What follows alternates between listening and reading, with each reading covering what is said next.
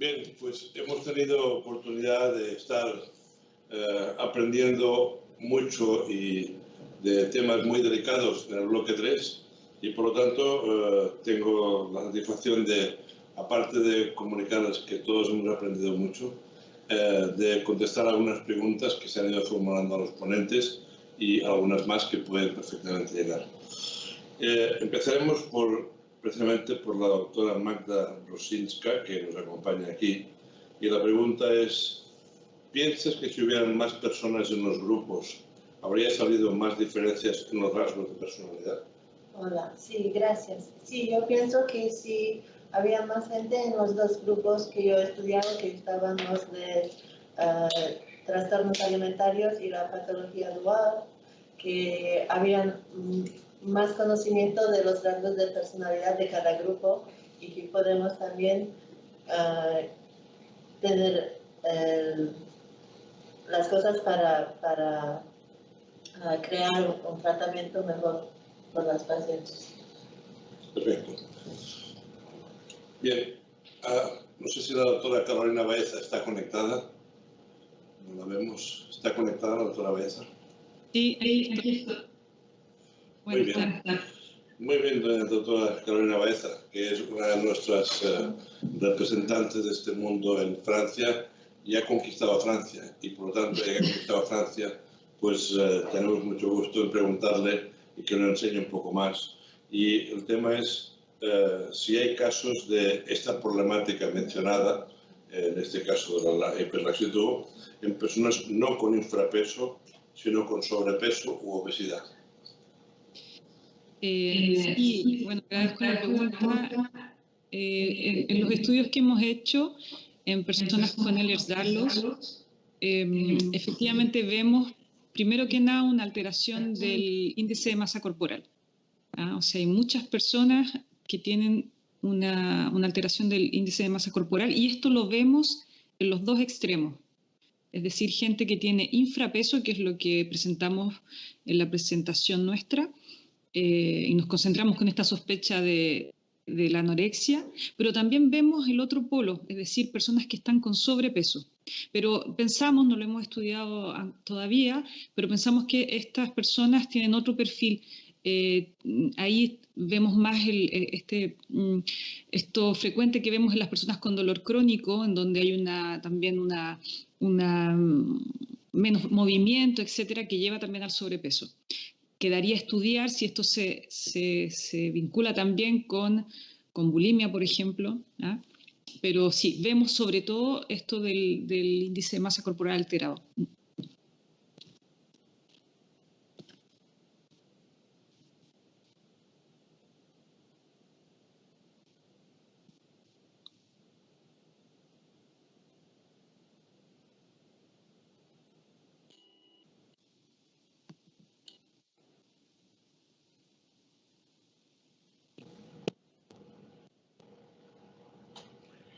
¿La repito? Perdón, no se escucha. No se escuchó. A ver, ¿no se escucha? ¿Sigo? Vale. Digo que agradecía la respuesta que ha dado la doctora Baeza y ahora le haremos una pregunta a la doctora Rocío Rosas. No sé si Rosas o Rosés, pero... Rosés, pero como le vaya bien, sin problema. No, Rosés no, es que hay que decir el nombre y en todo caso es flor, digamos, bien rociada, lo cual es una ventaja, digamos. Bien, pues decía que nos preguntan para usted cuáles son las señales de alerta de un posible trastorno de la conducta alimentaria. Yo creo que es una pregunta muy pertinente justamente con todo lo que estamos hablando, ¿no? en este foro. Sobre todo, últimamente, si les parece bien, lo que les voy a comentar es lo que estamos observando en la práctica clínica, sobre todo un poquito a la raíz de lo que comentaban en la presentación, a raíz del COVID, sobre todo los factores de alerta que estamos viendo tienen mucho que ver, obviamente, como no va a ser de otra manera, con los cambios en la alimentación, con, ¿no?, la relación patológica que tienen respecto a la comida, pero sobre todo lo que estamos observando en un porcentaje altísimo es también el uso, por ejemplo, de ciertas aplicaciones para contar calorías, que sobre todo ha aumentado de una manera exponencial y que está registrado también en la última bibliografía que ha dado tiempo a hacer respecto al COVID. Muchos de los adolescentes con los que trabajamos tienen mucho que ver, tanto por un lado, como decía, las aplicaciones para contar calorías, como también la relación que han creado, por ejemplo, respecto al hacer ejercicio, ¿no? Antes, por ejemplo, era mucho más frecuente salir a correr o gimnasio, era lo que... Y en cambio, muchos de los pacientes que luego han acabado con un diagnóstico de trastorno alimentario, yo destacaría también, por ejemplo, cómo se han vinculado a, sobre todo lo que es Instagram, TikTok, vídeos de YouTube, ¿no? Y cómo tienen una asistencia importante. A nivel global, recordemos que sobre todo los factores de riesgo van a ser unos cambios importantes a nivel conductual, de relaciones sociales, como decía, de relación con la comida, pero me gustaría añadir como elemento diferenciador, sobre todo a raíz del COVID, esta relación diferente que yo diría que han cogido respecto a las nuevas tecnologías. Ya que está en uso de la palabra, permítame hacer una postilla. Cuando durante el COVID se ha estudiado y se ha visto el consumo, por ejemplo, de alcohol o de tabaco, ha visto que hay un 30% que reducen drásticamente, pero hay un 20% que lo aumentan. ¿Este fenómeno bimodal ha ocurrido con los trastornos de la conducta alimentaria o ha habido más bien un aumento? Lo que me decías, perdón, que no sé si lo he escuchado bien, si ha habido un aumento, me ha preguntado, ¿verdad? Sí, le decía que en algunas otras cosas, como por ejemplo en el alcohol y en el tabaco, se conoce que ha habido dos grandes respuestas. Una reducción, por una parte, y esto ha dado un porcentaje entre un 20 y un 30%, pero en cambio se ha visto un 20% de mayor consumo. Entonces, vamos a los trastornos de la conducta alimentaria, esa bimodalidad se ve, o más bien ha sido el aspecto restrictivo. Exacto, sí. Lo que hemos observado es, bueno, como muchas veces pasa en la evolución de los trastornos alimentarios, ¿no? Que en muchos casos se ha empezado con una restricción, pero que luego ha habido, ¿no? Ciertos atracones después debido, sobre todo, a esta restricción que acompañaba también a este ejercicio que le comentaba antes, promovida muchas veces también por toda la información que les llegaba de manera constante. Me explico, al final, yo lo que creo es que durante el confinamiento se han dado conductas de evitación del malestar. Por eso yo creo el aumento que usted comentaba también, ¿no? Del abuso de alcohol, etcétera, etcétera. Y creo que a nivel alimentario se ha visto mucho. Es decir, esta ansiedad, este malestar se ha canalizado, como digo, primero muchas veces intentando reducir la ingesta, y la mayoría de pacientes que tratamos ya había una insatisfacción de base, pero el confinamiento no ha sido el factor desencadenante, pero sí que es cierto que al final lo que han aumentado, diría yo, han sido las conductas de evitación del malestar. Por eso, entre otros datos, ¿no? En urgencias como hospitales como San Juan de Dios, infanto-juvenil, ha aumentado en 27% los intentos autolíticos, porque también es una manera, obviamente nada adaptativa, pero de evitar ese malestar y lo que estamos viendo mucho en la práctica clínica, cómo está aumentando todo ello. O sea que en ese sentido creo que le he contestado, si no me lo dice, por favor. Me ha contestado perfectamente. Muchas gracias. Muchas gracias. Bien, ahora pasamos la palabra a la señora Esther Lasso y Elizabeth Tasa en relación a la ARFID, a este trastorno de la alimentación de tipo selectivo, y nos preguntan dos cosas muy asociadas. ¿Qué me pueden recomendar si sospecho que mi hija tiene esta combinación, digamos, de ARFID? Yo añadiré algún comentario de la combinación con el Ehlers-Danlos, pero si son tan amables, hablen de la detección temprana en estos casos del ARFID. Para Esther Lasso y Elizabeth Tasa.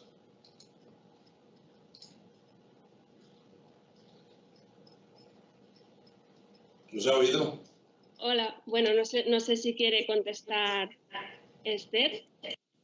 o si no contesto yo misma. Aproveche que tiene usted el micrófono. No sé qué pasa, aprovéchelo.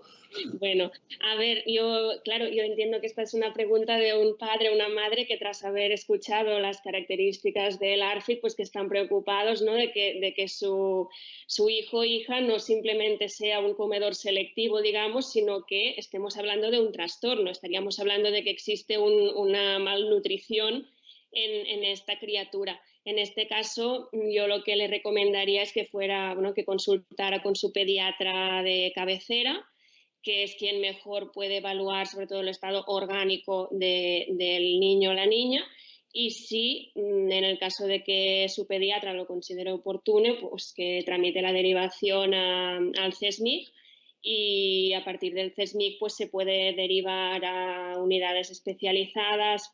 Por ejemplo, en el Clinic tenemos una unidad especializada. Yo en la ponencia mía creo que ha salido una afiliación antigua de donde hice la residencia, pero actualmente mi filiación es en el Hospital Clinic.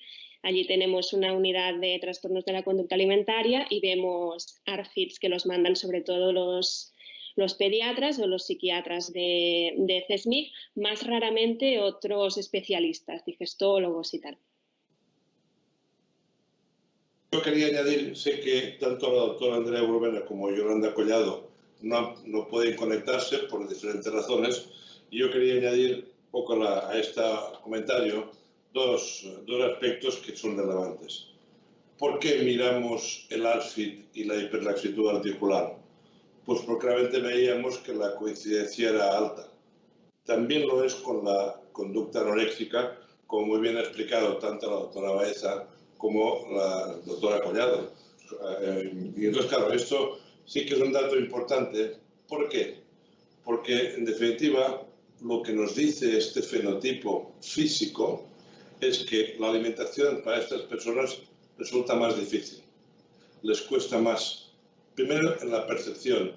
Tienen mucha más percepción de los gustos y los sabores y, por tanto, las intolerancias. En sabor, en textura, incluso la forma de tragar. También es más difícil la deglución. También cuando tragan perciben más el cuerpo y notan más repleción. Se sienten mucho más llenos. Y con todo esto aún no estamos hablando de la imagen corporal. Estamos hablando de la dificultad, que nunca se lo preguntamos porque estamos siempre pendientes del tema de imagen corporal, que llega tarde o temprano. Pero antes de la imagen corporal, lo que hemos encontrado es que tanto los casos de anorexia como los casos de ARFID a menudo tienen esta característica somática que le hace más difícil la alimentación. Por lo tanto, aparte de derivar a unos centros u otros, a la hora de entender estos casos, es importante saber preguntar y saber explorar esta característica física muy asociada a este trastorno, que en definitiva nos está hablando de su cuerpo, no de la imagen, sino de su cuerpo. Perciben más el cuerpo, perciben más el tragar y perciben más los dolores, como bien ha explicado la doctora Baeza.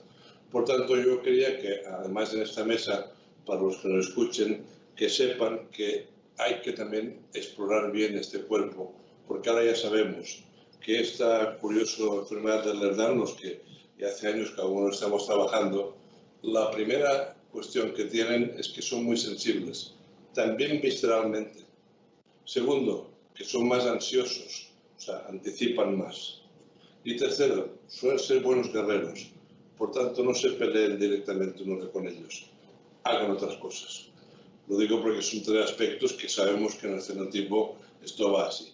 Pero lo digo porque esto es de las cosas que hemos encontrado en esta asociación, y en los ARFID que miramos nos llamó la atención que eran niños que tenían una estatura algo menor, cosa que está descrita en este tipo de cuadros, el fenotipo es más fino y han crecido menos. Y esto es por la alimentación, es por el fenotipo, no sabemos, pero es una coincidencia que encontramos claramente. Bueno, ya he contestado esta parte, por tanto yo quería ampliarla y si quieren lo podemos hablar un poquito más. Más preguntas. Aquí hay una para Elizabeth Tasa que insiste, digo ya que está mirándonos así fijamente, pues la pregunta es un poco lo que decía antes, que decía, ¿cómo puedo actuar si veo a mi hijo que no quiere comer? usted ha dicho que lo derivaría a otros sitios, pero antes de derivarlo, ¿qué haría? Porque claro, que lo derivemos a otros sitios está muy bien, pero los padres dicen, bueno, ¿y qué hacemos mientras tanto? Antes de derivarlos.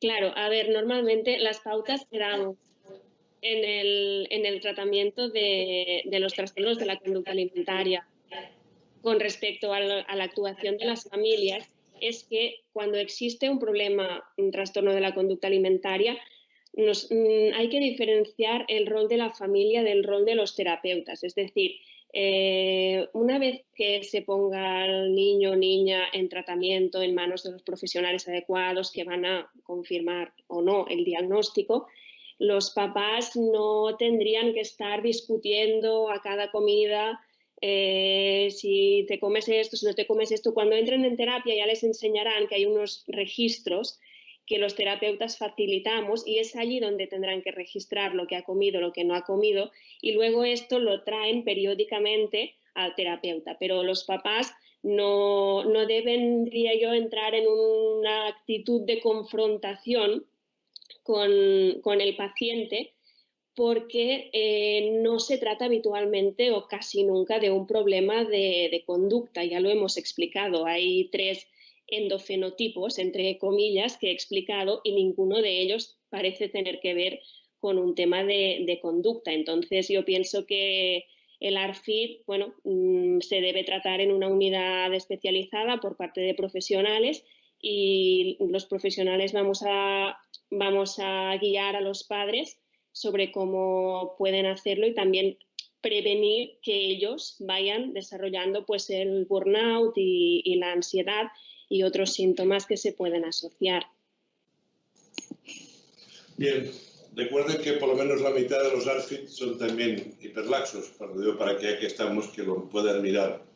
Y ahora una pregunta también de este bloque para Rocío Rosés, que tiene mucho éxito en las preguntas y también en las respuestas. La pregunta es, ¿cómo se relaciona el trastorno del sueño con el trastorno alimentario y cuál debemos atender primero?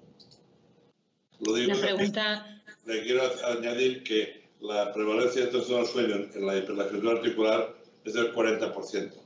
Digo porque ya que estamos, hagamos el fido completo. Y tanto, y tanto. Me parece una pregunta muy pertinente y muy interesante. Yo diría que generalmente la relación que se establece es en función muchas veces de la intensidad en la alteración emocional. ¿Qué quiero decir? En la visita diagnóstica, cuando haces una entrevista clínica, obviamente, cuando el motivo de consulta generalmente es un trastorno de la conducta alimentaria, empiezas explorando toda la patología, obviamente, y más cuando hablamos de adolescentes mayores de 16, que por tanto tienen una mayoría de edad sanitaria, es muy importante cuando empiezas a explorar, en teoría muchas veces, esa dificultad y cuando acabas explorando otras áreas, entre ellas el sueño totalmente. Sabemos que la comorbilidad es altísima, entonces la relación está obviamente en la afectación, en la alteración emocional, que sabemos que también es una comorbilidad enorme en este tipo de trastornos. ¿Qué deberíamos tratar antes? Lo que mayor esté afectando al funcionamiento del adolescente que tenemos delante. Ya sabemos que en la adolescencia, obviamente, siempre va a haber una disregulación del sueño, pero si además está acompañado de un trastorno alimentario, dicha disregulación va a ser mucho más intensa. Entonces, como digo, vamos a trabajar en función de lo que esté condicionando su vida y obviamente y muchas veces lo que hay que hacer es coordinarnos con psiquiatría inmediatamente, ver si necesitamos fármacos para mejorar dicho sueño, aparte de todas las pautas que tenemos que trabajar, por supuesto, con la familia y con el paciente. pero yo diría que no hay siempre un orden establecido, porque depende de cada caso, pero sobre todo de la intensidad. Lo que sí que me viene a la cabeza, y esto me gustaría destacarlo, como muchas veces, ¿no? Como decía, empiezas explorando lo que sería psicopatología más vinculada solamente con la parte alimentaria, pero cuando sales un poquito y entonces exploras, ¿no? Sintomatología más vinculada con el estado anímico, cómo está durmiendo, yo me encuentro muchas veces allí ya es cuando los adolescentes, en el fondo, conectas con ellos y al final lo que le acabas diciendo es, lo que está claro es que tú estás sufriendo y eso lo tienen clarísimo. Y ahí yo creo que es más fácil incluso que tengan más conciencia de enfermedad para esos trastornos que no para los trastornos de la conducta alimentaria, como bien sabemos. No sé si me explico. Y eso también puede ser un punto, ¿no?, para conectar con ellos y para decir, ok, estás sufriendo en este área, en este área y en este área. Obviamente sabemos que la manifestación conductual muchas veces más intensa o que sobre todo va a preocupar más a los padres va a ser por ya sean por atracones, por restricciones severas, por el problema que sea. Pero sobre todo yo creo que ahí es cuando ellos también, bueno, ya estás utilizando también esa entrevista para empezar a trabajar el insight tan necesario que para poder luego trabajar a nivel terapéutico, porque entonces ya ellos empiezan, yo creo, como a encajar el puzzle y decir, uy, esto de, como comentaba antes, ¿no?, de contar calorías con una aplicación parece que me está repercutiendo aquí, aquí, aquí, aquí, y yo creo que también eso les sirve mucho de nexo. Entonces, yo personalmente me ha venido, por ejemplo, muchas de las entrevistas que hago a diario y cómo ahí es una parte donde yo creo que ellos sí que tienen muy claro si duermen bien, si no, a nivel emocional cómo están. Entonces, yo creo que nos sirve mucho, como digo, para, sobre todo, que empiecen a trabajar conciencia de enfermedad. Muchas gracias por la extensa respuesta que ha aclarado las cosas. Tengo una pregunta para Esther Lasso, también en esta línea. La pregunta es, ¿se puede tratar la neofobia alimentaria en casa o tengo que consultar al psicólogo? O las dos cosas. Hola, ¿se me escucha bien? Sí. Bueno. A ver, es movida, pero se oye. Sí. La neofobia es aconsejable consultar con un profesional porque requiere de una terapia que, aunque no hayamos llegado al nivel de patología, ya requiere una terapia que es concreta. La terapia de la exposición, la terapia emocional, que esa una familia por sí sola no la va a poder desarrollar. Ahora, esa intervención sí que la harán las familias. No se hará lo que se hará en consulta es un modelado para que las familias aprendan a ponerla en marcha, porque la idea es hacer esa exposición de manera habitual y sobre todo también la gestión emocional para que, como han dicho también otras ponentes previamente, que no se convierta en un campo de batalla.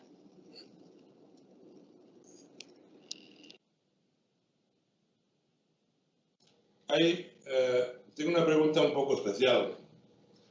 Me acaba de escribir una madre que lo que le pasa a su hija. Y esto, les voy a leer alguno de lo que ha dicho, ha sido hace 5 minutos. Y esto nos lleva al planteamiento de cuáles son los criterios de ingreso. Les diré lo que dice la madre de la hija. Es una nota en la cual dice, motivos por los que quiero desaparecer. No puedo más con todo esto. Siento que a mi novio le importo poco y que no me lo merezco por como soy. Dejaré de ser un estorbo para mí y para la familia y podrán vivir felices. Tendré tranquilidad. El cuerpo gordo que tengo ahora no me permite disfrutar. Le aseguro que es una niña extremadamente delgada. Pero fíjese que dice el cuerpo gordo. Y así, me encanta sentir dolor para no sentir mi propio dolor. Por eso me autolesiono o hago la técnica del hielo. Pero me gusta que deje marca para recordarme lo patética que soy y lo poco que me esfuerzo con mi objetivo de bajar de peso. Tal vez en otra vida podré ser feliz, pero esta vida lo dudo mucho. Esto es una realidad que tendré que contestar esta noche.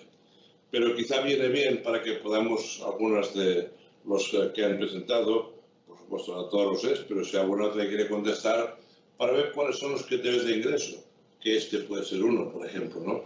Y quizá pues ser útil para los que nos escuchan que hablemos de los criterios de ingreso y así de paso poder contestar mejor yo a esta madre. O sea que, no sé, quizá la doctora Rosés o en fin, o la doctora Tasa nos pueden orientar al respecto, por favor. Yo si quiere empiezo y luego seguramente Elizabeth, vamos, estoy segura que va a añadir cosas súper interesantes. Yo destacaría, y creo que no es solamente porque ahora estoy en un hospital de día, porque yo también estuve en el Clinic como ella, he pasado por otros centros privados, y os ha dado muchas vueltas y he estado en 24 horas en diferentes, pero creo que, y cada vez vamos más, y yo creo que también potenciado por el COVID, a que sobre todo lo que quería decir es que tenemos que intentar hacer los ingresos, por supuesto, cuando hay riesgo autolítico, riesgo de muerte, eso todos lo tenemos clarísimo, pero creo que tenemos que ir más en la parte de salud mental al tipo de intervenciones que cada vez mantengan más la vida de un adolescente lo máximo que podamos. ¿Qué quiero decir?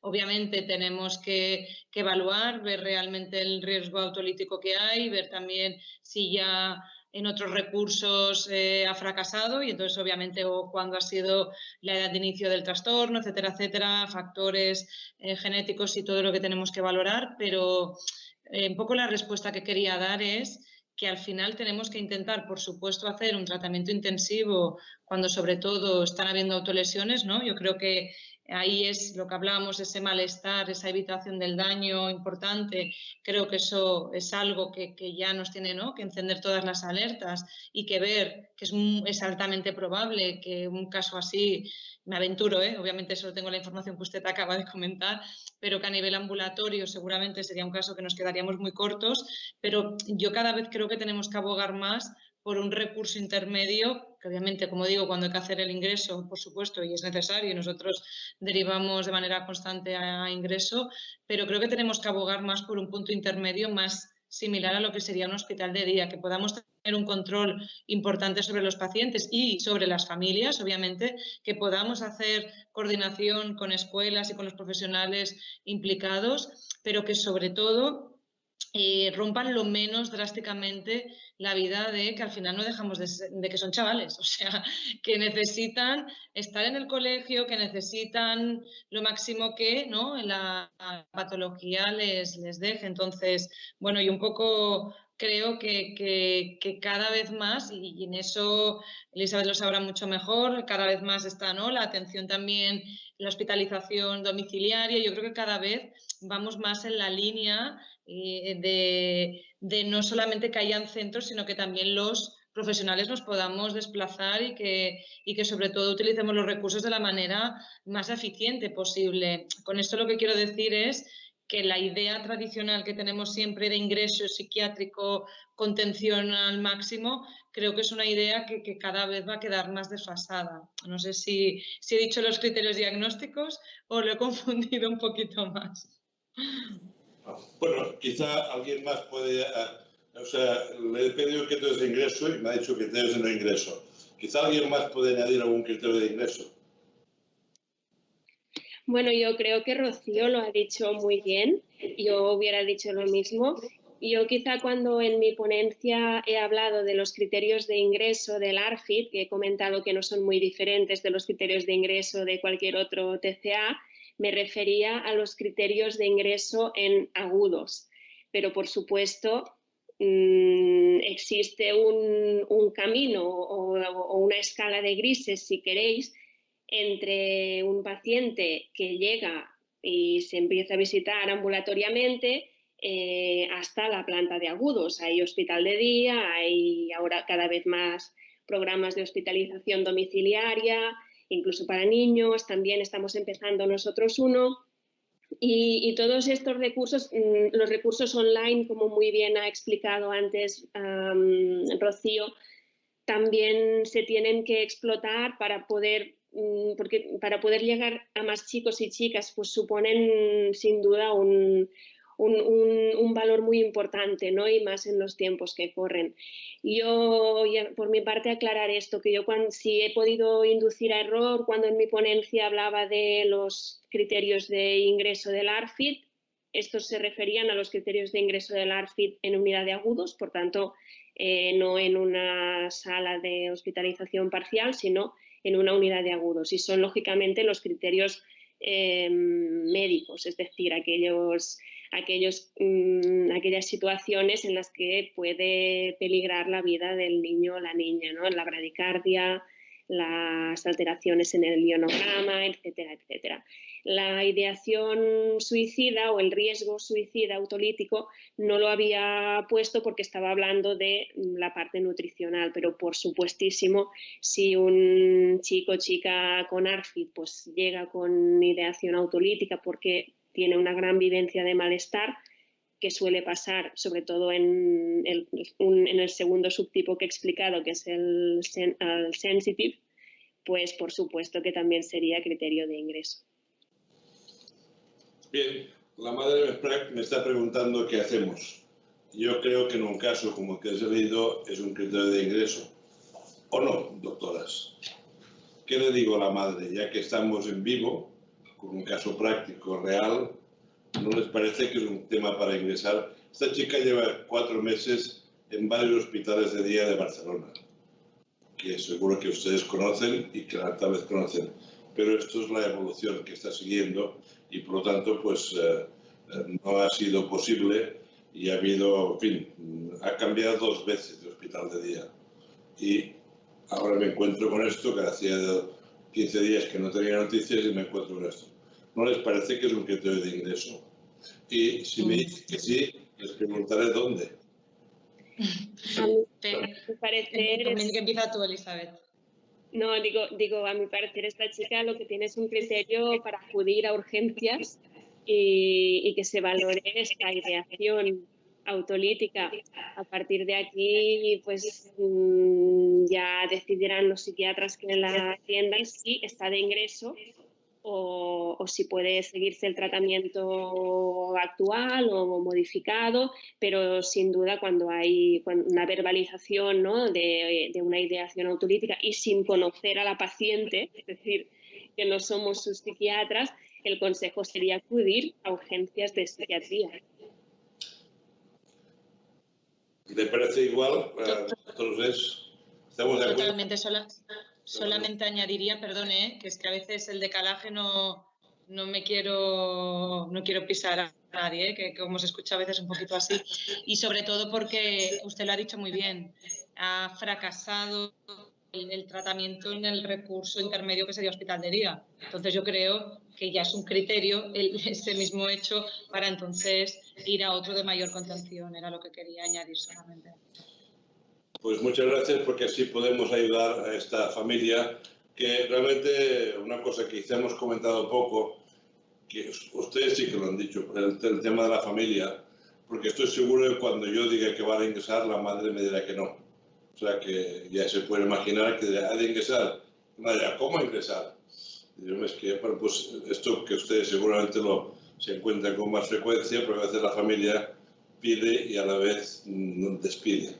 Y esos son los problemas que ustedes saben mejor que yo. Bueno, disculpen, pero ha sido un caso práctico que nos ha venido bien para comentar la realidad de esta situación. Y hay alguna pregunta más. Por ejemplo, preguntan si hay comorbilidad entre este trastorno de Ehlers-Danlos con la osteoporosis.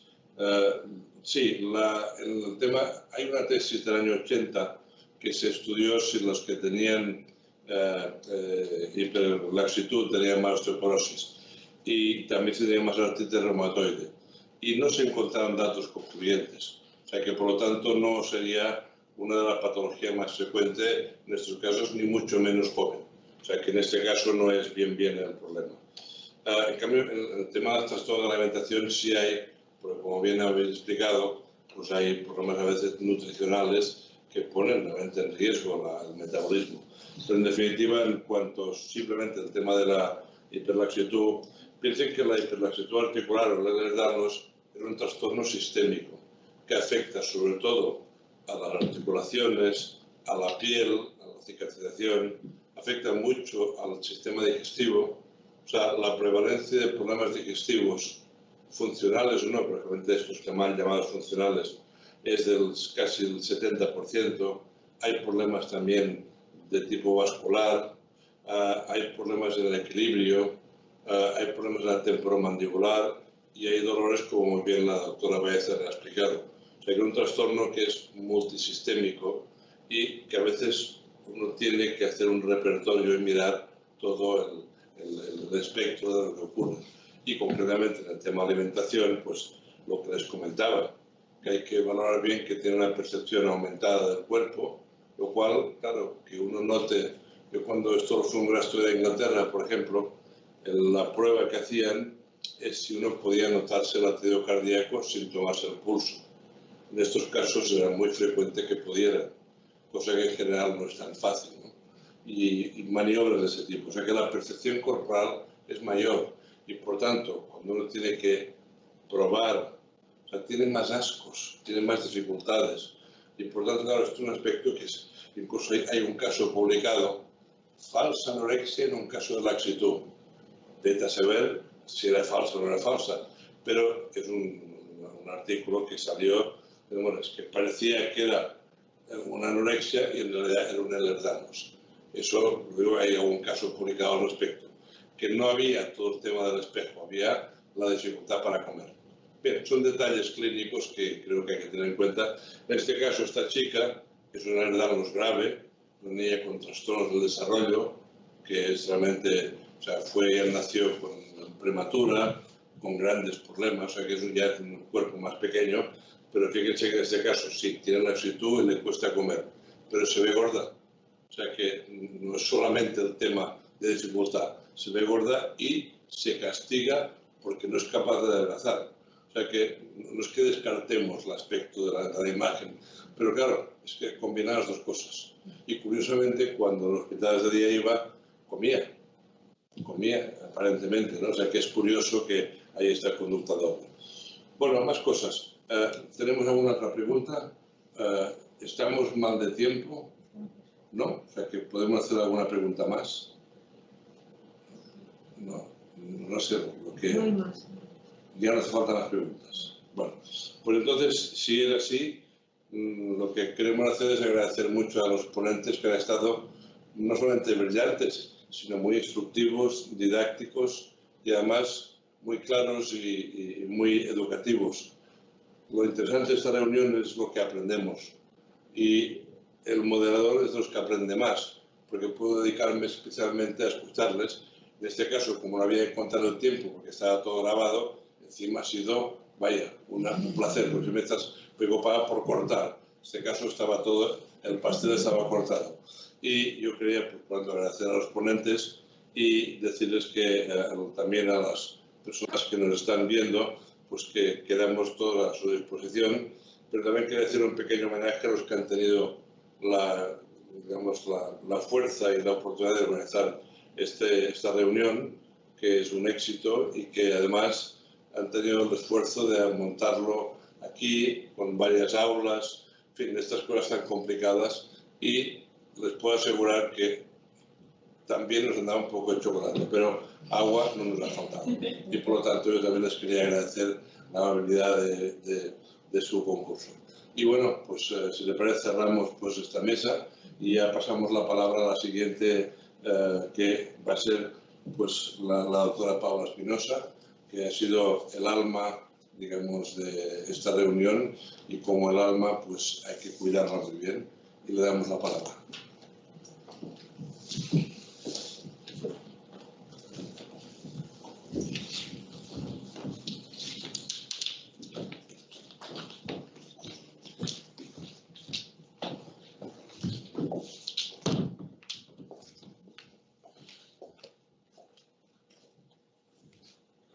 Bueno, muy buenas tardes a todos y a todas y también buenas noches, ¿no? Hemos llegado al final del segundo foro de salud alimentaria en sintonía con el cuerpo. Queremos agradecer a más de las 600 personas que se han inscrito para este evento y a las que se han podido conectar, ¿no?, en estos horarios de trabajo, y a todos los que han podido participar haciéndonos interesantes preguntas. La verdad es que ha sido magnífico poder conectarnos con gente de diferentes partes del mundo y también poder dialogar con expertos, investigadores y y profesionales de alto nivel que están en los campos clínicos, hemos sacado conclusiones muy importantes y reflexiones interesantes respecto a la prevención, a la promoción de salud y especialmente este tercer bloque, aclarar cosas que están ocurriendo, ¿no?, con nuestras familias, con nuestros hijos, hijas y cómo podemos tratar, prevenir o hacer una detección precoz de problemas que si se prolongan pueden ser realmente muy complejos, ¿no? Quiero agradecer especialmente al grupo de la Universidad Olmeca, a todos los técnicos que con su profesionalismo han podido hacer posible este evento, a todas las personas también que han trabajado en nuestro equipo desde aquí de la Universidad Autónoma y al equipo de la Red Iberoamericana de Mercadotecnia en Salud, dirigida por el doctor Eberto Prieto. Ellos serán quienes cogerán el relevo del tercer foro de salud alimentaria. Esperamos verles a todos y a todas. Creemos que estamos haciendo un trabajo muy importante para hacer divulgación y hacer cambios importantes en nuestra sociedad. Muchísimas gracias.